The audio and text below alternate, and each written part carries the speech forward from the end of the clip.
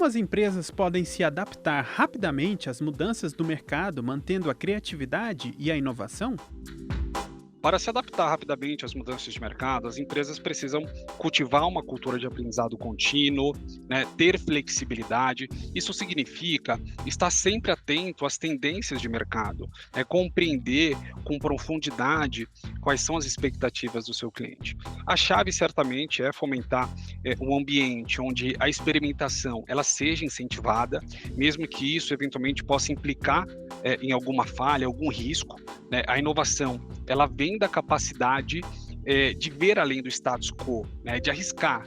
Uma estratégia ela só é eficaz quando você consegue implementar essas iniciativas a partir de um conjunto de habilidades, em especial, né, a partir de equipes multidisciplinares que podem oferecer diferentes perspectivas, né, e com isso desenvolver soluções inovadoras. Uma abordagem que eu sempre recomendo é adotar métodos ágeis, né, permitindo que as equipes elas respondam, né, rapidamente a essas mudanças. Além de, claro, né, encorajar a colaboração interdepartamental, para que possam juntos gerar ideias inovadoras, integrando ali diferentes perspectivas. Eu sempre digo que inovação não é apenas ter ideias, né, mas transformá-las em um valor que seja tangível de fato, né? E para isso é essencial, né, criar um ambiente onde o risco ele seja aceito e o fracasso ele seja visto como uma oportunidade de aprendizado. Então, eu acredito que para que as organizações possam se adaptar rapidamente a essas mudanças que estão acontecendo, né, um mercado em plena transformação, essas são ali algumas dicas que eu deixo para que as empresas consigam se adequar às necessidades dos dias de hoje. De que maneira a criatividade pode ser uma ferramenta valiosa para as empresas em tempos de crise econômica? Em tempos de crise, a criatividade ela se torna um recurso inestimável, né, ajudando ali as empresas a fazer a mais com menos, né, repensar ali suas estratégias e recursos.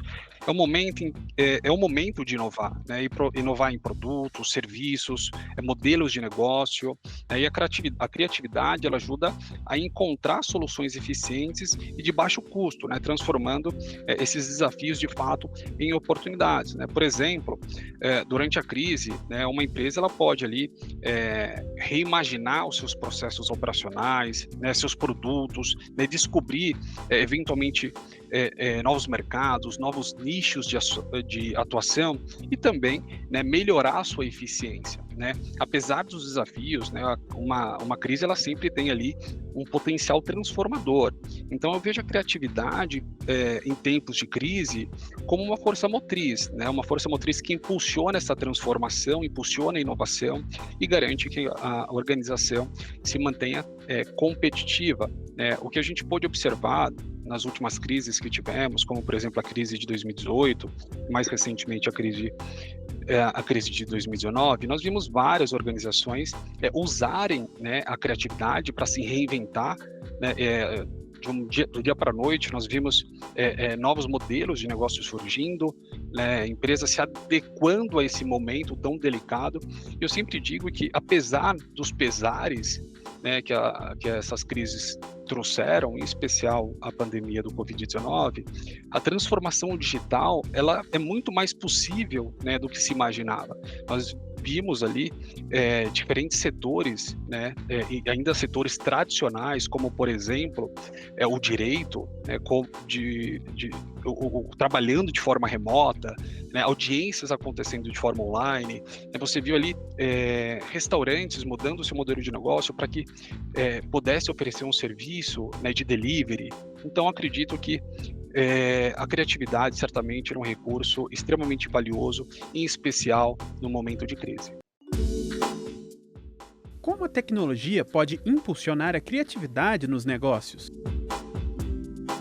A tecnologia é um poderoso catalisador da criatividade nos negócios, né? Ela permite automatizar processos rotineiros, né, liberando tempo, né, recursos, né, para atividades mais criativas. Quando a gente analisa, né, no contexto de uma organização, quando você aplica a tecnologia, você consegue não só otimizar o tempo, né? Mas garantir maior segurança, padronização e, acima de tudo, liberar as pessoas para que elas possam ter uma melhor qualidade de vida, focar em atividades que possam, de fato, gerar um maior valor agregado, não só para ela, mas para a organização e para o cliente, e com isso, né, desenvolver uma abordagem mais propositiva, focar em iniciativas que a criatividade ela seja a base, né?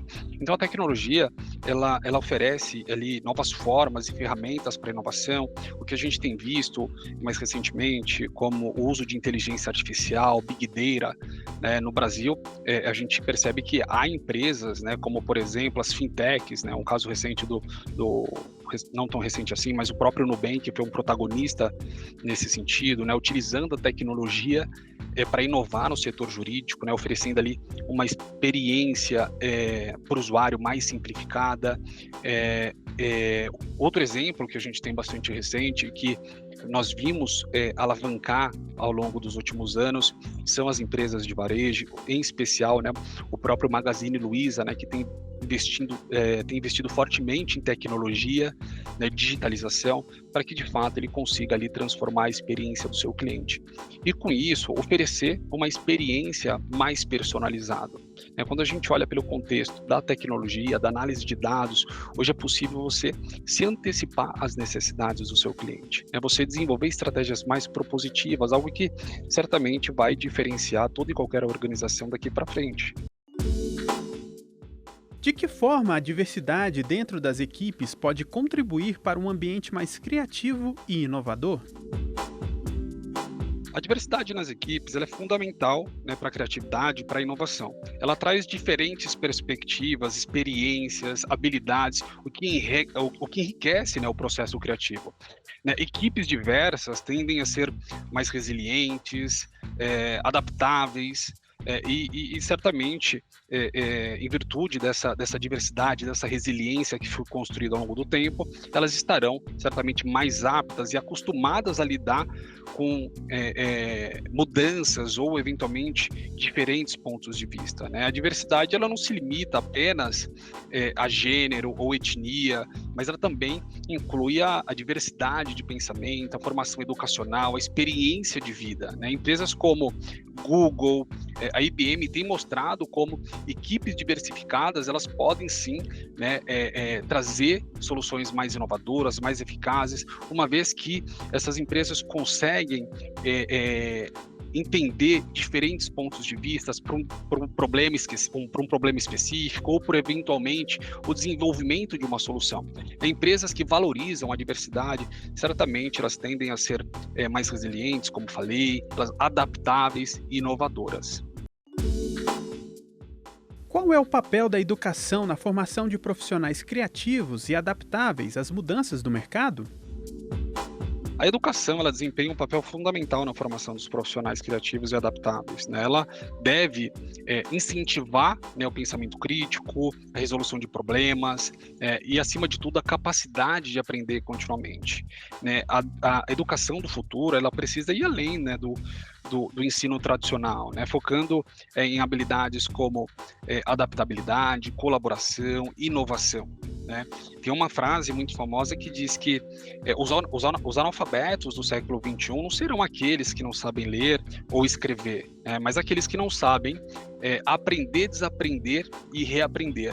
Então eu vejo o papel da educação um aspecto extremamente importante para que de fato elas possam preparar os indivíduos para um mercado que está em constante evolução. Então a gente vê cada vez mais,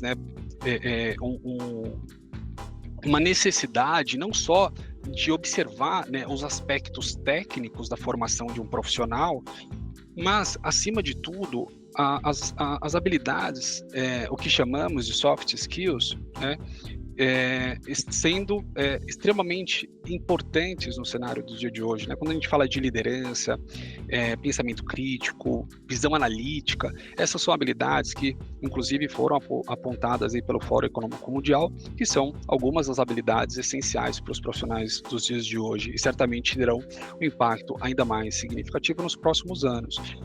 Além disso, eu vejo que há um uma preocupação das organizações de maneira geral, né, em capacitar os seus colaboradores, as suas pessoas, né, usando plataformas digitais de aprendizagem. Inclusive, algumas delas já estão disponíveis há algum tempo para que todos possam ter acesso, como o próprio Coursera e o Udacity, né, são alguns recursos valiosos que ajudam os profissionais a se manterem atualizados, né, e preparados para tudo aquilo que está acontecendo nesse momento de transformação, onde a tecnologia cada vez mais ganha um protagonismo no nosso dia a dia. Quais são os maiores desafios para as pequenas empresas brasileiras no que diz respeito à criatividade e inovação e como superá-los? Os maiores desafios para as pequenas empresas brasileiras em termos de criatividade e inovação incluem limitações de recursos, né, acesso a financiamento e dificuldades na adoção de novas tecnologias, e certamente para superar esses desafios é de extrema importância construir uma rede de apoio, né, buscar parcerias, aproveitar os recursos, né, muitas vezes de baixo custo, né, como algumas tecnologias open source, né. Além disso, as pequenas empresas elas podem sim, né, concentrar os seus esforços, né, em nichos de mercados mais específicos, né, oferecendo serviços mais personalizados, fazendo da criatividade um processo de diferenciação, né? E eu sempre digo que o uso inteligente dessa tecnologia ele pode ajudar a otimizar, né, recursos, a alcançar um público maior. Acho que tem um outro aspecto que é extremamente importante, como networking, participação em comunidades de startups. O que a gente vê muito nos dias de hoje é o que a gente chama de Open Innovation. Então, empresas que se juntam com empresas de tecnologia e juntos, né, co-criam, né, novas tecnologias, novas soluções, e com isso acaba sendo um processo de ganha-ganha, onde ambos conseguem, né, colher os seus benefícios. Além disso, acho que tem um aspecto bastante importante, que é a troca de experiência, né? Você poder aprender com outros empreendedores, né, entender diferentes contextos, muitas vezes olhando para aquilo que muitas vezes não foi explorado por você, empresas que muitas vezes estão atuando ali no seu mesmo segmento.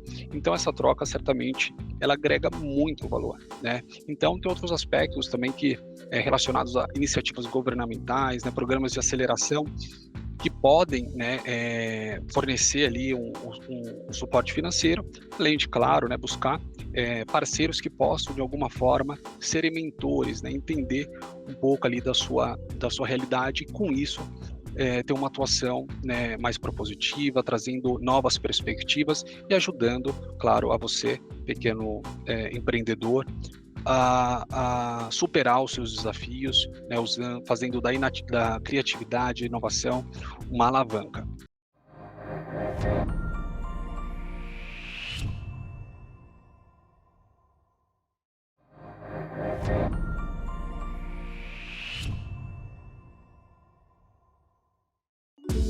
Quais tendências emergentes moldarão o futuro dos negócios no Brasil e como as empresas podem se preparar para elas? As tendências emergentes que moldarão o futuro dos negócios no Brasil, ela passa por essa digitalização que a gente já vem vendo, né, ao longo dos últimos anos. Tem vários aspectos que ainda hoje são ainda mais relevantes no que diz respeito à sustentabilidade, economia compartilhada, mas sobretudo a inteligência artificial, né, para se preparar. As empresas elas precisam investir em tecnologia, inovação, além de, claro, adotar ali práticas que sejam sustentáveis. Eu acredito que é extremamente importante, né, acima de qualquer coisa, desenvolver uma compreensão profunda do seu cliente, né? Como você ou o seu serviço é percebido pelo seu cliente. Então isso é extremamente importante para que você possa, né, desenvolver estratégias mais propositivas e com isso, né, conseguir se manter relevante nesse mercado em plena transformação. Além disso, isso vai te possibilitar a personalizar a experiência do seu cliente, né? As empresas elas precisam e devem estar atentas a essas mudanças, né? Seja no hábito no hábito de consumo, seja nas expectativas em relação à entrega do seu produto, para que ela possa, né, se adaptar rapidamente. Tem um aspecto que é extremamente importante, não pode ser negligenciado, que é a capacitação contínua, né, dos colaboradores, né, dos tomadores de decisão, para que eles consigam ali se adaptar a essas mudanças, né, e entender como essas novas tecnologias, como essas tendências podem e devem fazer parte da sua estratégia. E observem que, quando a gente fala, né, de tendência, de tecnologia, são temas que, de certa forma, são correlatos, e eles são igualmente importantes, né? Acho que um outro aspecto que é muito importante é que as empresas, elas devem, né, ter a mente aberta, né? Ou seja, pensar fora da caixa, né? Desenvolver uma abordagem mais estratégica. E fazendo dessas tecnologias, né, soluções que possam de fato gerar um impacto significativo, seja para a sua organização, seja para o seu cliente, né? Eu sempre falo que a inovação não é inovação pela inovação, é inovação pelo resultado. A inovação, ela tem que trazer um impacto significativo, né, para o seu cliente, para a sociedade de maneira geral. Então, ter uma abordagem estratégica é de extrema importância. E tem um ditado também que fala que o melhor momento para plantar uma árvore, né, foi há 20 anos atrás, e o segundo melhor momento é agora. Então, agir agora certamente vai preparar você e a sua empresa para o futuro. Como a criatividade foi utilizada para transformar um negócio ou lançar um produto, serviço de sucesso no Brasil? Bom, um exemplo notável, né, como eu falei, eu acredito que as fintechs, né, elas revolucionaram o mercado financeiro brasileiro, né? Eu acho que você oferecer um cartão de crédito sem taxas, né, um aplicativo user-friendly, né, com interface amigável, o que a gente observa também outras empresas, como por exemplo a Ambev, né, que inovou, né, ao lançar o Zé Delivery, né, ali oferecendo um serviço de entrega rápidas de bebidas, né, empresas como a Uber 99, que revolucionou o transporte urbano no Brasil, enfim, várias outras empresas que de fato conseguiram prosperar. Mas não só essas, né? O que a gente viu de fato nos últimos 3 anos foi extremamente transformador. Quando você observa empresas hoje que têm como a sua principal fonte de empresas, restaurantes, né, que têm como a sua principal fonte de renda o delivery, né, e que por muito tempo isso se perpetuou e acaba criando ali um novo hábito de consumo, né, farmácias, né, que também, de certa forma, conseguem ter ali uma maior fatia da sua receita, né, por meio do e-commerce. Enfim, o que a gente vê é uma transformação extremamente significativa, e certamente ela tenderá a continuar, né? Isso muito em virtude, não só, né, no que diz respeito ao avanço tecnológico, mas acima de tudo na mudança da expectativa do cliente, né? Quando você observa o perfil do cliente de 5 anos atrás, pré e pós-pandemia, você já observa mudanças significativas nas suas expectativas. Então esses casos, eles mostram, né, que a criatividade no negócio é sobre ver o que todos veem, mas de fato ali você pensar e executar aquilo que ninguém pensou. Então, essa certamente é um ponto bastante importante. Quais são as principais barreiras em relação à inovação nas empresas brasileiras e como podem ser superadas? Bom, as principais barreiras à inovação nas empresas são a burocracia, e certamente a alta carga tributária que nós temos hoje. Acredito que também um aspecto que influencia nisso também, e acho que o baixo investimento em pesquisa e desenvolvimento. Eu acredito que para superar esses desafios, as empresas elas precisam, né, como eu falei, buscar parcerias, né, com universidades, com centros de pesquisas, né, além de, claro, investir ali na capacitação interna, adoção de uma cultura de inovação que possa, de fato, ser aberta, né, a novas ideias, né, que possam, que as pessoas tenham espaço para compartilhar e se sintam seguras, né, de poder propor uma nova sugestão, de questionar o status quo. Eu acho que tem um aspecto que é extremamente importante, né, que o primeiro o aspecto que muitas vezes inviabiliza, né, e que acaba sendo uma barreira, aspectos culturais, né, ou seja, falta de apoio da liderança, né, coisas que possam, olhando pela perspectiva da cultura da organização, que muitas vezes inviabiliza, né, essa transformação. Um outro aspecto que é também tão relevante quanto é a falta de compreensão, né, de como usar essas inovações, essas tecnologias dentro da sua atividade, dentro da sua rotina, né, como que você pode usar essas tecnologias para que, de fato, você consiga impulsionar a experiência do seu cliente, impulsionar o seu negócio. Hoje, não é mais se, né, mas é quando, né, porque a tecnologia, ela está, como eu falei no início, sendo uma parte integral, né, fazendo parte do nosso dia a dia, da nossa rotina, para conseguir se manter competitivo, para que você consiga desenvolver estratégias, tomar uma decisão orientada por dados. Então, acho que isso são barreiras que precisam ser superadas, né? E claro que tem um terceiro aspecto, que é o aspecto financeiro. O financeiro, certamente, ele é um aspecto relevante, mas o que eu observo é que a tecnologia, cada vez mais, ela está se tornando acessível, né? O que você observa são startups, né, empresas de tecnologia que estão ali buscando, né, oferecer seus serviços de tecnologia a um baixo custo, né? Claro que para alguns isso pode ser algo bastante impeditivo, mas certamente a gente está no momento de muitas oportunidades. Observem que a tecnologia, ela consegue colocar empresas menores em patamar de igualdade com grandes corporações. É o que a gente tem visto. E, de novo, em diferentes setores da economia, desde ali das empresas de varejo, empresas de serviço, como uma advocacia, por exemplo, você observa que existe um ecossistema extremamente robusto, com mais de 400 empresas de tecnologia que conseguem ali oferecer serviços para empresas de diferentes tamanhos, né? Então, e claro que com um custo, né, também para diferentes tipos tipos e tamanhos de organização.